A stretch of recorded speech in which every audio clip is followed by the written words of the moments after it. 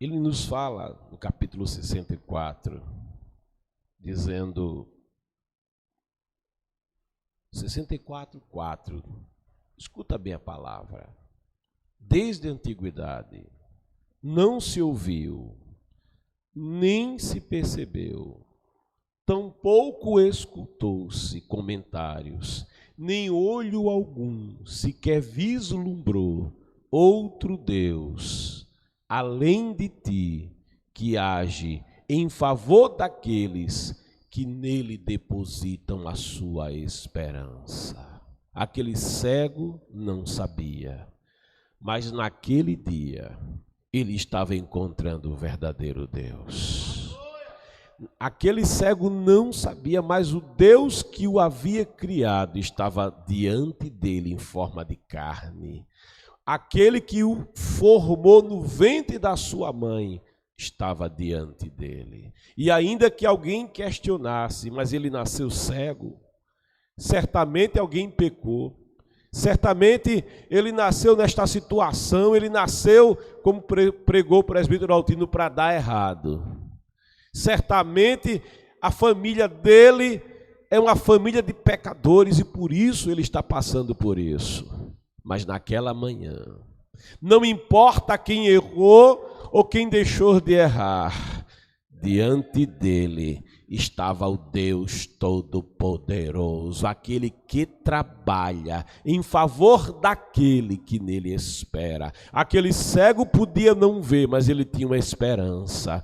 Aquele cego podia não enxergar, mas ele tinha um desejo, o desejo do seu milagre, o desejo de mudança na sua vida, na sua história. O profeta Isaías, ainda no versículo 8 do capítulo 64, diz: no entanto, escuta bem a palavra, Iavé, tu és o nosso Abba, ou seja, tu és o nosso Pai. No entanto, Senhor, tu és o nosso Pai, nós somos o barro, tu és o oleiro, todos nós somos obra das tuas mãos. Quando perguntam a Jesus quem pecou, Jesus disse: nem pecou ele, nem pecaram os pais dele, mas isso é para manifestar a glória de Deus na vida dele. Aí Jesus, que é o oleiro, ele se agacha, ele cospe no pó, no barro, aleluia, ele faz lodo, aquele oleiro que lá no Gênesis disse: façamos o homem conforme a nossa imagem e conforme a nossa semelhança.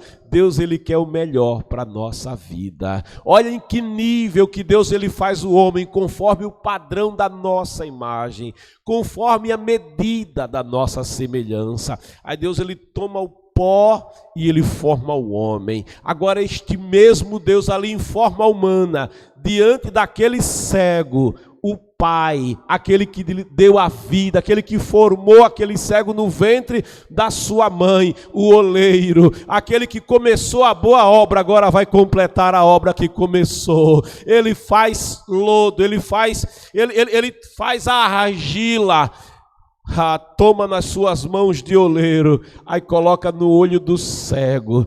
O oftalmologista ficaria escandalizado com esse modo de tratamento. A ciência ficaria escandalizada com esse modo de tratar um cego de nascença. Mas quem está ali é o médico dos médicos. Quem está ali é o verdadeiro Deus. Quem está ali é o Senhor dos senhores. Os dedos é o dedo do oleiro. É aquele que formou no ventre da mãe. É aquele que dá a vida, é aquele que vai fazendo a luz brilhar no meio das trevas, é aquele que dá jeito no que não tem jeito, é aquele que é a verdadeira vida, é aquele que é a fonte da verdadeira esperança. Ele muda a vida daquele cego, a mão dele toca na vida daquele cego, no corpo daquele cego, e a vida daquele cego está sendo mudada naquele momento.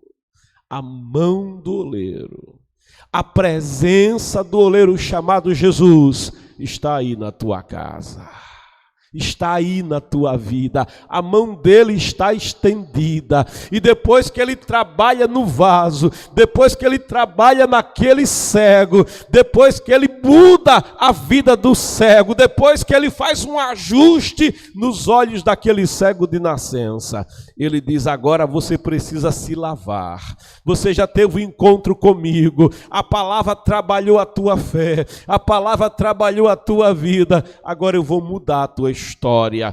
E ele envia o cego à fonte, a fonte de Siloé, a fonte do enviado. E eu quero dividir com você um texto em Apocalipse 7, escuta a palavra, 7:17 de Apocalipse: pois o Cordeiro é Jesus. João apontou e disse: olha o Cordeiro de Deus aí. Pois o Cordeiro que está no centro do trono, ele é Senhor, será o seu pastor. Oh glória! Adota, constitua ele agora teu pastor. Faz como a ovelha do Salmo 23. O Senhor é o meu pastor. Oh, aleluia. Vem ser ovelha do pastor chamado Jesus Cristo. Pois o Cordeiro está no centro do trono, será o seu pastor. Ele o conduzirá às fontes das águas da vida. Ele está enviando aquele cego às fontes da água da vida, às fontes do enviado. E Deus, o texto diz, lhes enxugará dos olhos toda lágrima. Aquele cego muitas vezes chorou porque era cego. Aquele cego muitas vezes chorou porque a sua vida era uma vida sem perspectiva. Aquele cego muitas vezes se lamentou. Talvez ele se achava a pior pessoa do mundo, que Deus não o amava porque ele havia nascido cego de nascença. Talvez ele culpasse a Deus. Talvez ele se lamuriasse, se lamentasse.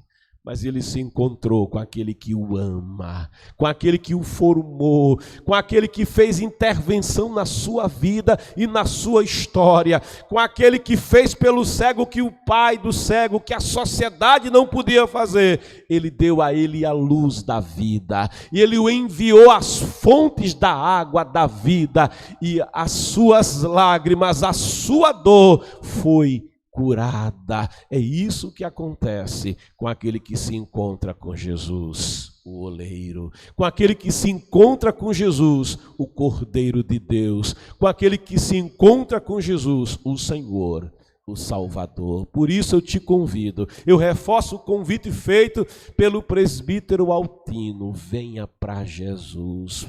Vem do jeito que você está, entrega o teu caminho ao Senhor e confia nele. Há um texto que diz: depositei no Senhor toda a minha esperança, e ele se inclinou para mim, e ele ouviu o meu clamor. Naquele dia, o Todo-Poderoso se inclinou para salvar a vida de um cego. Ele se inclinou para resolver a causa impossível na vida de um cego, e nessa manhã ele se inclina. Grande é o Senhor, diz o salmista, que se senta num alto e sublime trono, e ele se inclina. Que Deus tremendo, para ver o que se passa na terra. Os olhos do Senhor estão sobre a tua vida, e a mão de oleiro está estendida para mudar a história da tua vida, a história da vida da tua família. Nesta manhã, venha a ele, constitua ele teu Senhor, teu Salvador. Se você não tomou ainda a sua decisão para Jesus, tome a decisão agora. Escreva nesse chat: eu quero Jesus.